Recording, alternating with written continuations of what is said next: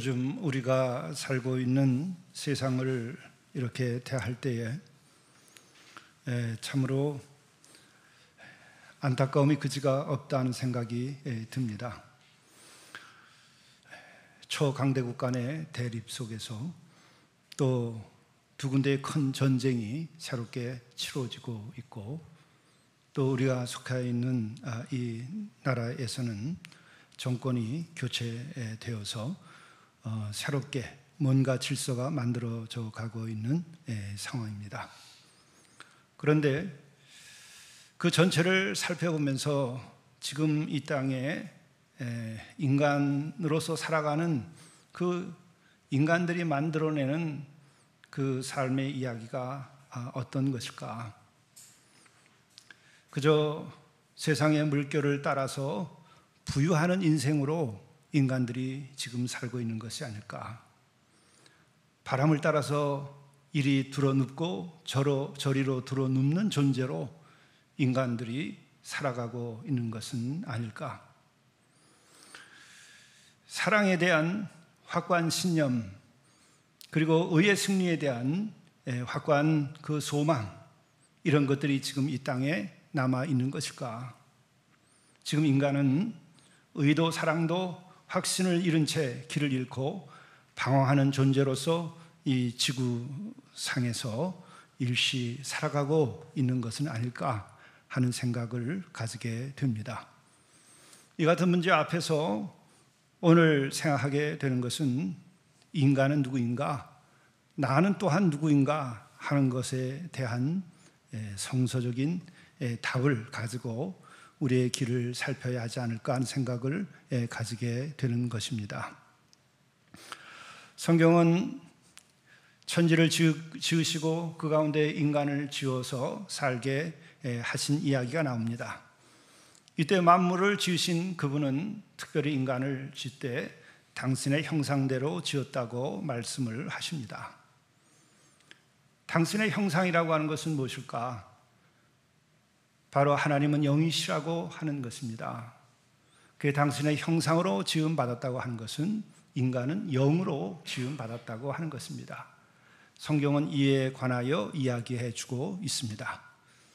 인간은 육을 입고 있고 우리의 육은 흙으로 되어 있으나 우리에게는 그분께로부터 오는 영을 가지고 있다고 하는 것입니다.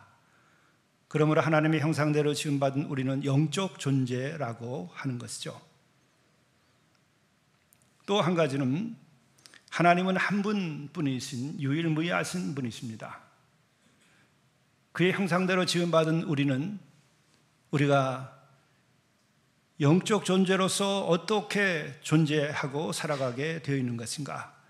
유일무이하게 존재하며 그렇게 살도록 지음받은 것입니다. 우리는 단 한 사람도 같은 존재가 없습니다. 일란성 쌍둥이는 DNA가 똑같습니다. 그러나 그들을 살펴봤을 때에도 여전히 그 영은 다르기 때문에 서로 다른 개성과 성격을 가지고 산다는 것이 정설입니다. 인간은 영적인 존재이면서 동시에 그 영적인 존재는 오직 이 하늘 아래 하나님이 한 분이시듯이 우리는 각자 하나일 뿐입니다.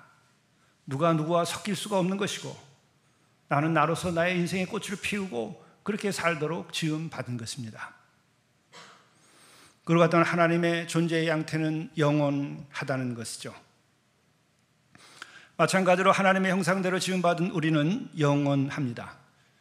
육신은 우리가 흙으로 지음받았기 때문에 이 지구와 마찬가지로 하나의 흙으로 이 지구의 원소로 돌아가게 됩니다. 그러나 우리의 영은 죽지 아니한다고 하는 것입니다. 다시 말하면 육신은 죽어도 우리들의 영은 여전히 살아있다고 하는 것입니다. 저는 인생을 참 난처하다고 하는 생각으로 이해를 했던 시절이 있었습니다. 어느 날 내가 이렇게 살아서 있는 것을 보면서 참 난처한 일이다. 우리가 뭔가를 알고 세상에 태어난 것이 아니고 태어나 보니까는 세상이 있고 태어나 보니까 내가 있고 태어나 보니까 내가 살아야 하는 난처한 지경에 처하여 있는 것이 아닌가. 또한 우리가 그렇게 이 세상에 존재하게 되었는데 우리는 내가 원하든 원치 않든 이미 만들어진 그 세상 게임에 들어가야만 하게 되어 있습니다. 실로 난처한 일이 아닐 수가 없습니다. 우리가 언제 경쟁에서 이기려고 하는 마음을 가지고 세상에 왔는가? 우리는 누군가보다 우월해야 되고 또 뭔가를 책임져야 되고 또 기타 여러 가지 일들이 벌어지고 있는데 참으로 내가 원치 않은 이 세상에 들어와서 삶을 살아가야 하는 것은 난처한 일이 아닐 수가 없습니다. 그러나 어쩔 수 없이 우리는 이 세상 사회 속에 발을 딛고 난처한 여정을 우리가 살아가고 있는 것입니다. 그러나 우리들이 나름대로의 어떤 각성을 통해서 내가 세상에 존재하는 것이 하나님의 은혜로 존재한다고 하는 그 창조의 은총을 경험하게 될 때에 우리는 난처함이 하나님의 사랑이요 또한 은혜라는 것을 알게 되므로 우리는 존재의 의미를 부여하고 살아가게 되는 것입니다. 또한 우리는 이 세상에 게임에 들어와서 잃고 따는 게임을 하고 또 이기고 지는 게임을 할지라도 그 가운데서 내가 성장할 수 있고 또한 그 가운데서 내가 더 영적으로 정화될 수 있고 그리고 그 과정을 통해서 하나님의 섭리를 깨닫는 것이라는 것을 알게 될 때에 우리 안은 난처함을 넘어서 우리들의 삶의 가치와 의미를 발견하게 됩니다. 그런데 인생의 마지막 난처함이 남아 있습니다. 그것은 우리가 요즘 세상의 풍조처럼 우린 육에서 시작해서 육으로 인생이 끝나고 그래서 아메바와 다름없는 인간들도 그렇게 물질에 지나지 않는다고 생각하며 일생을 살았는데 우리가 생을 마치고 죽어보니까 내 영은 죽지 않는 상황을 맞닥뜨리게 됐을 때에 아마 이 세상에서 겪은 난처함과 더 다른 큰 난처함에 봉착하게 될 것입니다. 그런데 하나님께서는 우리를 영적인 존재로 당신의 형상대로 지음받았기 때문에 우리의 육신이 끝나도 우리의 삶은 내 영혼은 끝나지 아니하고 계속된다고 하는 것입니다. 성경은 분명하게 그것을 말하고 있습니다. 그 같은 극적인 사건은 예수께서 죽음에서 부활했다고 하는 것과 죽음 이후에 그분은 어디론가 가셨습니다. 살아날 수 있다고 하는 것과 그리고 어디론가 갈 수 있는 것이 있다고 하는 것은 무엇을 의미하는 것입니까? 그것뿐만 아니라 그분은 다시 온다고 이야기를 합니다. 그것은 바로 인간이라고 하는 존재는 영적인 존재로서 육신은 무너져도 그 영은 계속된다고 하는 것이요 또한 그 영이 갈 곳이 있다고 하는 것입니다. 이것이 성경이 우리에게 가르치는 신비이고 진리입니다. 그것은 우리의 이성의 영역을 넘어서는 영역이고 경험의 차원에서만 겪게 되는 것이기 때문에 이것은 계시의 영역으로 말합니다. 우리는 최근에 임사체험이라고 하는 이야기를 듣고 있습니다. Near Death Experience라고 해서 NDE라고 하는 전문 용어를 써서 요즘에는 연구를 하고 있습니다. 거기에 수없이 많은 이야기들이 책으로 나오고 있습니다. 미국에서 주로 많이 연구가 되는데 미국에서 임사 체험자들에 대한 연구의 결과는 죽었다 다시 돌아온 영혼들은 1,500만 명 정도 된다고 얘기합니다. 우리는 혹간 어떤 사람이 그런 일을 겪는다고 생각하지만 그것이 아니라 다수가 겪고 있는 것입니다. 이 같은 결과를 종합할 때 이들을 연구하는 사람들은 현생 인간들 가운데에서 약 2억 명의 사람이 임사 체험을 했다고 하는 것입니다. 난처한 것은 육신이 끝나면 모든 것이 끝나는 줄 알고 끝이 나 보니까 끝이 아니더라고 하는 것입니다. 어떻게 감당하시겠습니까? 그 결혼 어떤 이들은 어두운 죽음과 같은 터널로 끌려가는 것을 경험했다 하고, 어떤 이는 빛의 터널로 끝없는 사랑과 은혜 가운데에 한없이 무한하게 끌려 들어가는 경험을 했다는 얘기가 공통되게 나옵니다. 여러분은 어디로 갈 수 있겠습니까? 우리 이것은 임상적인 이야기이지만, 그러나 성경은 분명하게 하나님은 빛이시고 또 천국은 빛 가운데 있으며, 그리고 한없는 끝없는 사랑의 세계가 하나님의 나라라고 이야기하고 있습니다. 이 같은 것을 생각하면 오늘 우리들의 근본 문제가 무엇인지 우리가 알 수 있습니다. 왜 인생은 물결 따라서 부유한 인생으로 그렇게 흔들리며 사는가? 왜 인간은 바람을 따라 이리 들어눕고 덜리 들어눕는 인생으로 길을 잃고 방황하고 있는 것인가? 그 근본은 영의 세계를 잃어버렸기 때문에 그런 것입니다. 영적인 영원한 세계에 대한 소망을 잃어버린 인간들은 육으로 살다 육으로 끝나버리기 때문에 길을 잃어버린 것입니다. 그리고 최후의 사랑의 승리에 대하여 믿음이 없습니다.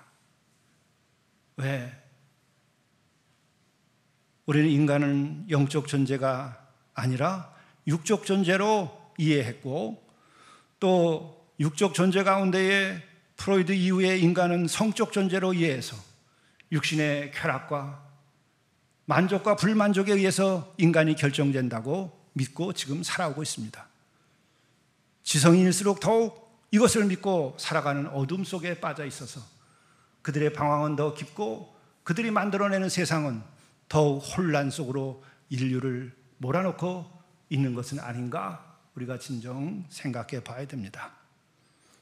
인간은 육적 존재가 아니라 영적 존재라고 하는 것입니다. 또한 인간은 유일무이한 존재로서 하나님의 형상대로 지음 받았습니다. 그러나 지금은 유일무이한 것이 아니라 군중을 따라 살고 무례한 사람으로 살고 나 아닌 너로 함께 섞여 삶으로써 생을 어떻게든 견뎌보게 우리의 길을 적응이라는 이름으로 얘기하고 있으나 그것은 어둠입니다. 나는 유일무이한 나로서 나의 꽃을 피고 있는 것입니다. 그렇기 때문에 나는 너와 다른 나의 인생을 가는 것입니다. 나는 너와 같아야 될 이유가 없습니다. 나는 너처럼 잘나야 되고 너처럼 성공해야 되고 너처럼 아름다워야 할 이유도 없습니다. 거꾸로 내가 너보다 아름답고 내가 너보다 더 잘났고 내가 너보다 지식이 많고 너보다 더 높았다는 것은 다른 이에게는 아무런 의미가 없는 것입니다. 나는 나로서 나의 꽃을 피고 살아야 되는데, 우리는 나 아닌 다른 사람과 비교 가운데서 자신의 행복과 불행을 결정짓고 자기의 인생의 가치를 자기 스스로가 비교에 의해서 결정하며 인생을 살아갑니다. 유행 따라 살아야 되고 또한 세상의 바람에 따라 눕고 일어나야 되는 것이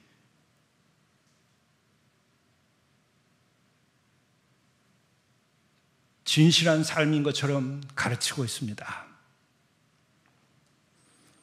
우리는 실로 나 아닌 나로서의 살아가는 것이 얼마나 부자유한 것인가를 깨달아 알고 나는 나만의 길, 그 길로 가야 됩니다. 그것을 예수께서는 좁은 길이라고 말씀을 하십니다.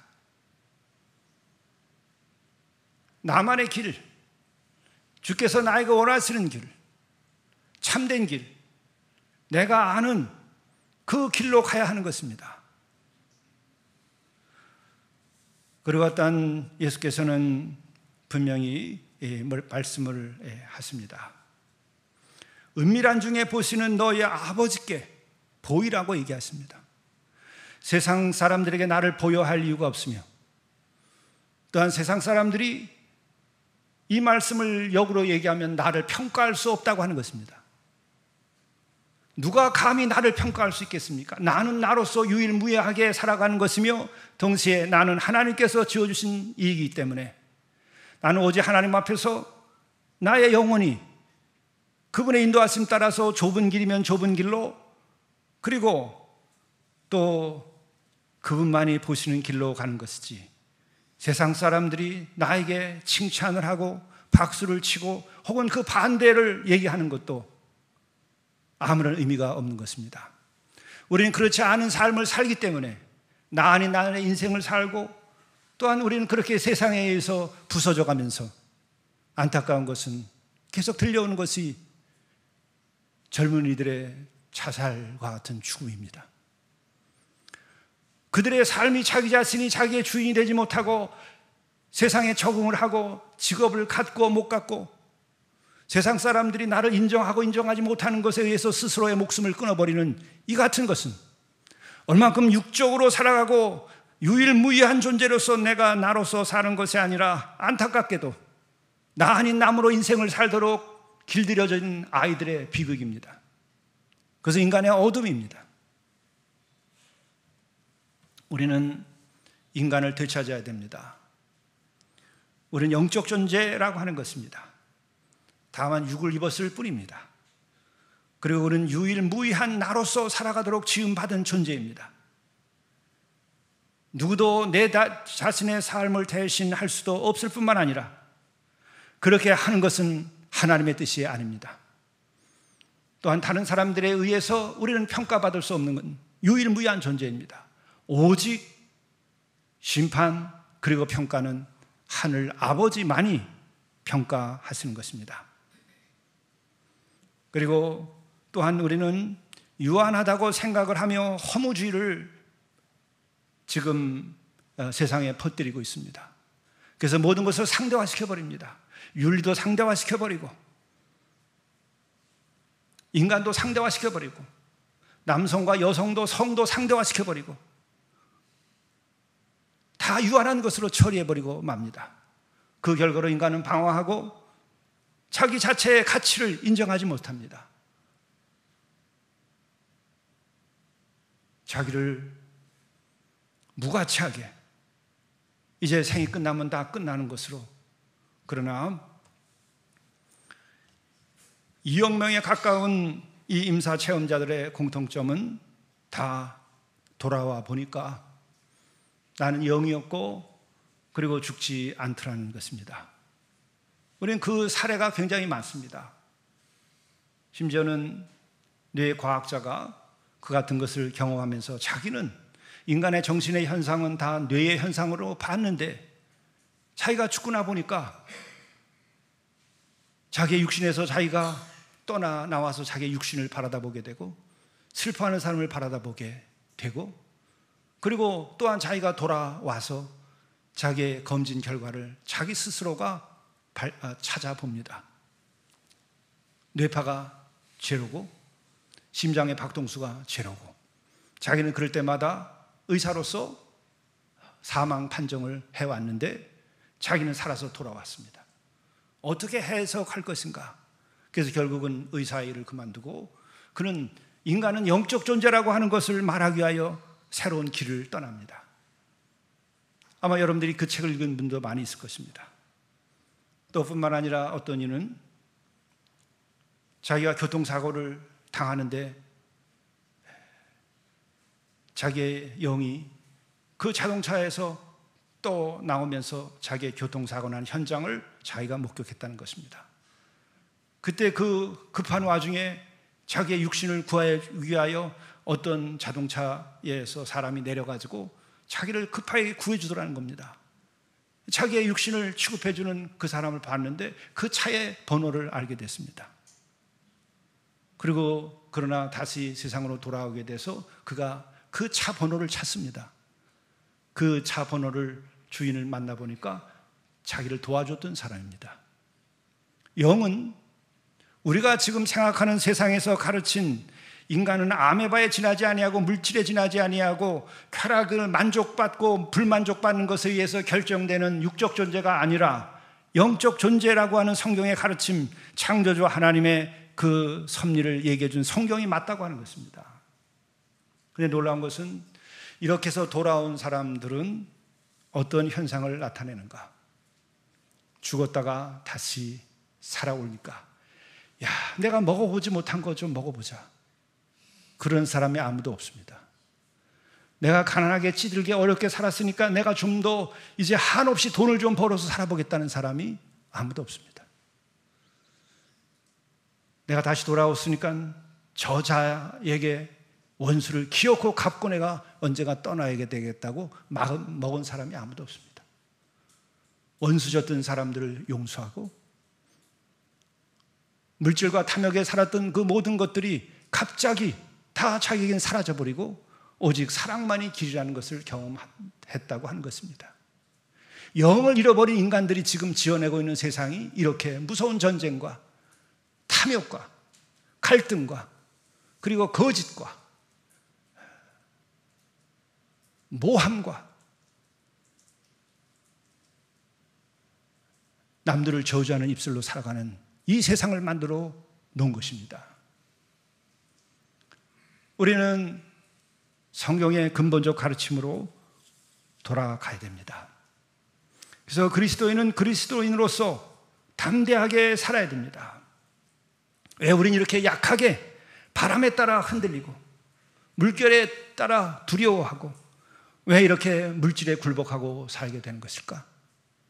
왜 나는 남들에 의해서 내 삶이 규정되는 것일까?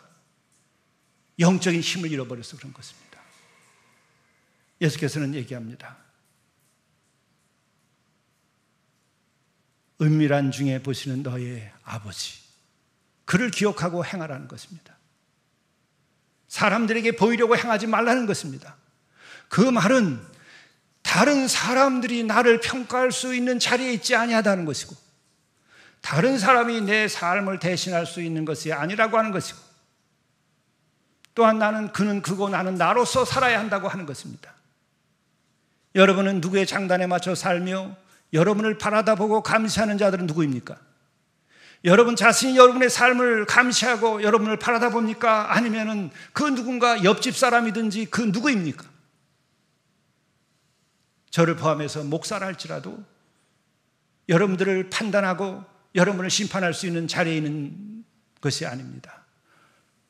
오직 나를 바라다보고 있는 모든 눈을 여러분 지워버려야 됩니다. 오직 하나님만이 나를 은혜로 지으시고 당신이 유일하시기 때문에 우리를 유일무이하게 지으신 그분만을 바라다보고 그분이 원하는 삶을 살아야 되는 것입니다. 그런데 이것이 결코 쉬운 것은 아닙니다.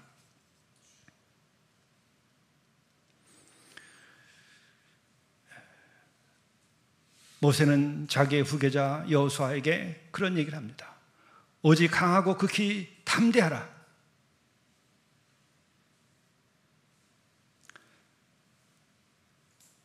또한 이것은 하나님께서 여호수아에게 주신 말씀이기도 한 것입니다. 모세가 내게 명령한 그 율법을 다 지켜 행하라. 좌로나 우로나 좌로나 치우치지 말라. 그리하면 어디 가든지 형통하리라. 여러분, 주의 명령한 그 진리의 말씀을 따라 우리가 살아갈 때에는 강하고 극히 담대함이 필요합니다. 왜 그럴까요? 세상을 이겨야 되기 때문에 그렇습니다. 다른 사람들을 이겨야 되기 때문에 그런 것입니다. 나 아닌 그 무엇을 이겨야 하기 때문에 그런 것입니다. 나 아닌 그 무엇이 나를 지배해서는 안 되는 겁니다. 하나님의 섭리가 아닙니다. 오직 담대하게 주의 말씀과 주의 인도하심만이 나를 지배해야 되는 것입니다. 만일에 이 뚝이 무너지면 여러분은 일생 동안 많은 사람들의 말 한마디에 죽고 살고 많은 사람들의 평가에 의해서 여러분 스스로는 나의 가치가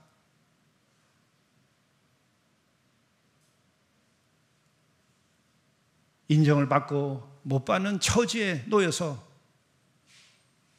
초라한 인생을 살아가지 않을 수 없게 됩니다.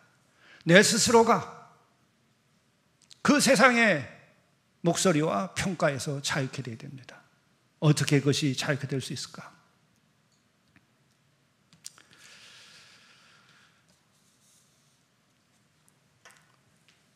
모세와 같은 인물 큰 스승 밑에서 지내던 그의 따르던 제자가 묻습니다. 선생님, 어떻게 선생님은 그렇게 적이 쳐들어와도 담대하게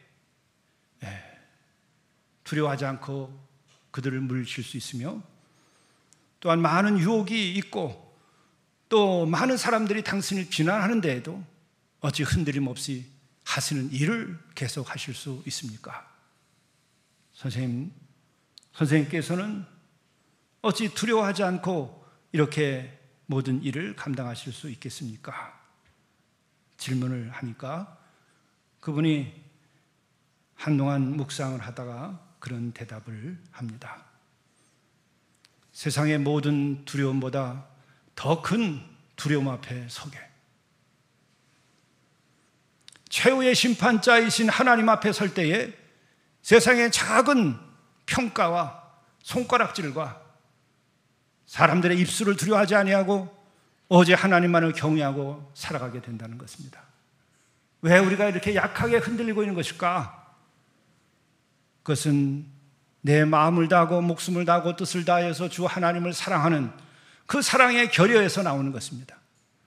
하나님을 진정으로 나의 마지막 두려운 경외의 대상으로 삼을 때에 모든 세상의 두려움은 사라지는 것입니다. 작은 두려움은 더 큰 두려움 앞에서 사라지는 것입니다.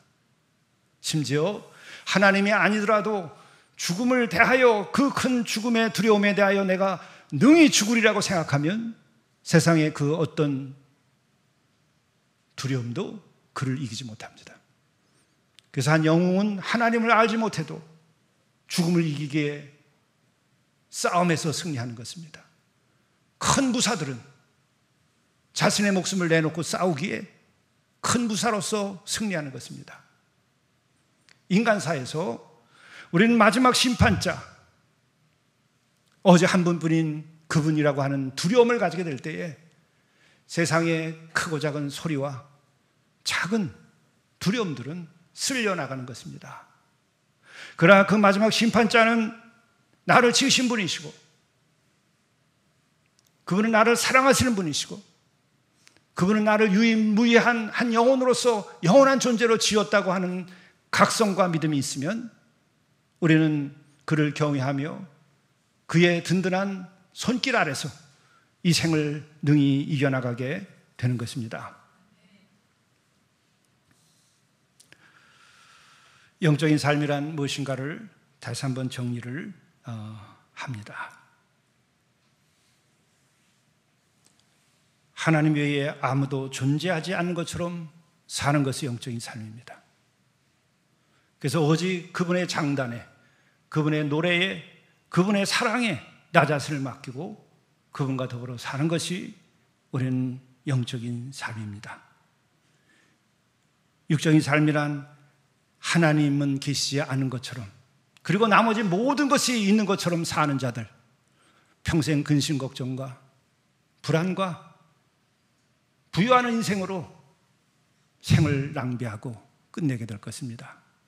우리는 영적인 삶으로 옮겨가야 됩니다.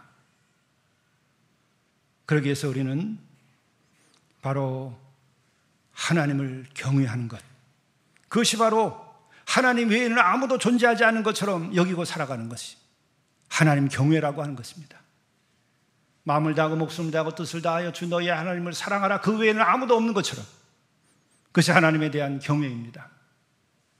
하나님의 형상대로 지음받은 우리는 그것을 믿고 살아가는 것입니다. 세상에 흔들리지 마십시오. 세상에 여러분을 맡기지 마십시오. 그리스도인의 연약함은 참되지 않고 착하게 사람들로부터 이야기를 들으려고 하는 데 있습니다. 그것은 진리가 아닙니다. 하나님의 뜻이 아닙니다. 그것은 자신을 속이는 일이고 그것은 남을 속이는 일입니다. 나의 선행을 통해서 남을 속이고 또한 하나님 앞에서 내 자신을 하나님께 대하여 속이는 일입니다. 우리는 착하기 전에 참돼야 됩니다. 그리고 다시 한번 우리가 생각할 것은 영적인 삶이라고 하는 것은 유일무이한 존재라고 하는 것입니다. 나는 나의 길로, 나의 삶으로 나의 꽃을 피우고 끝내는 것입니다. 미련을 두지 마십시오. 좁은 문으로 들어가라. 넓은 문으로 가지 마라. 모든 사람들이 다 가면서, 모든 사람들이 다 동의하고, 모든 사람들이 다 그렇다고 말하는 길을 가지 말고 너만의 길을 가라는 거예요. 너는 유일무이하게 지음받은 것이다. 내가 너를 판단한다면 내가 내 자신의 삶의 꽃을 피웠는가 피지 않았는가를 내가 판단하지, 얼마나 많은 사람들이 간 길을 갔느냐를 판단하지 않습니다. 만일에 여러분들이 많은 사람과 더불어 넓은 길로 나가서 내가 잘 살았다고 생각한다면 빨리 거기서 벗어나야 됩니다. 그것은 여러분의 인생이 아닙니다. 나는 헛산 것입니다. 나는 나로서 좁은 길로 가야 됩니다. 그리고 그 길에서 우리는 나만의 십자가를 질 수 있게 되는 것입니다. 그리고 나만의 그 십자가는 나만의 의미이고 나만의 가치이고 내가 하나님께 드릴 수 있는 영광인 것입니다. 나는 그 십자가를 가지고 있는가? 그것은 고난의 양이 많을수록 더 영광스럽고 더 힘이 나는 우리 삶의 길입니다. 그리고 영적인 삶은 십자가 이후에 우리가 가야 될 것은 말씀, 그 말씀만을 따라야 됩니다.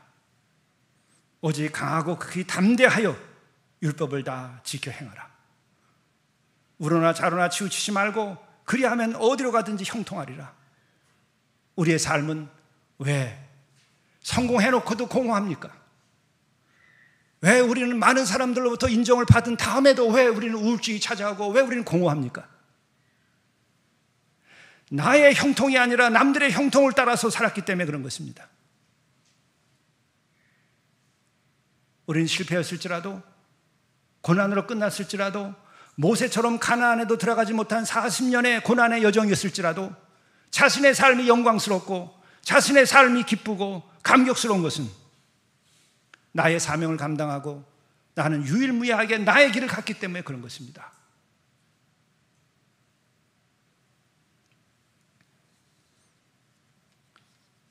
우리는 마지막으로는 최후의 심판을 믿어야 됩니다. 최후의 심판을 믿는 자들은 세상의 그 어떤 심판도 그를 삼킬 수 없음을 경험합니다. 최후의 심판을 믿으십시오. 그리고 최후의 심판날 우리가 하나님께서 지어주신 대로 하나님의 형상대로 유일무이하게, 그리고 영적 존재로, 그리고 우리의 영혼은 영원하다는 것을 알고 그리스도와 더불어 우리들이 이 생을 지났다고 한다면 우리는 마지막 순간 우리를 기다리고 계신 사랑의 주님을 만나게 될 것입니다. 그때 우리는 영원한 영광을 얻게 되는 것입니다. 이 같은 여정은 바로 하나님께서 우리들에게 주신 삶의 목적입니다. 이 같은 여정을 통해서 우리는 마지막에 하나님께로 가는 것이고 우리는 영생으로 이 한 삶을 통해서 더 높은 하나님의 세계로 도약하는 것입니다.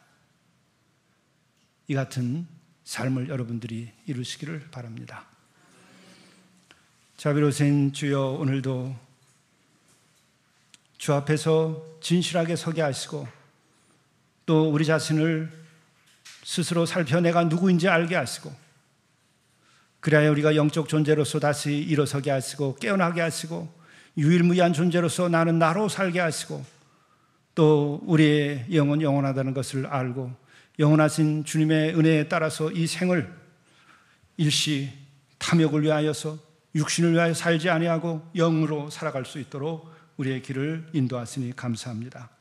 우리와 함께 하셔서 오직 주 앞에서 참된 우리의 삶의 여정을 살아서 어떤 처지라도 세상을 이기고 하나님께 영광을 드리는 삶을 살도록 인도해 주옵소서.